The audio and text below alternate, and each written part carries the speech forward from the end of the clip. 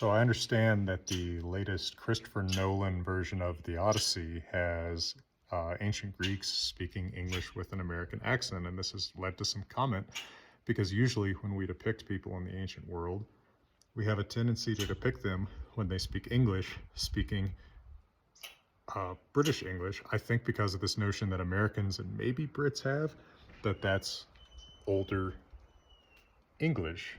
People have been speaking something ancestral to English in Britain longer than in the US, but language gets remade every generation, right? Nobody learns exactly the way to speak that their parents speak. So in a sense, it's kind of like refreshingly different as a take to have people in ancient Europe speaking American English, given that it's, not only equally old as British English in a sense, but also that American English and British English are equally, not ancient Greek. I've thought about this for a while because of the way that we portray Vikings as speaking. Very few movies attempt to have Vikings speak Old Norse, and often when they do, they get it confused with modern Icelandic, which is a common mistake anyway. Occasionally you see movies like Disney's Old Island at the Top of the World, where other modern Scandinavian languages are used, which I think is kind of interesting. I mean, at least it's sort of regionally right, in the same way that modern Icelandic is kind of regionally right.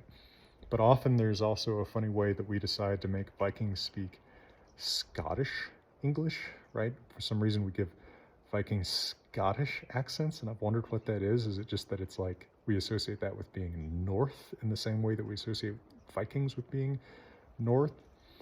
But I think that asking questions and giving different answers to how people in historical society should speak in different movies and TV shows, I think these are interesting conversations to have because, of course, they've got to speak something and people can't follow a script that's entirely in Old Norse or something.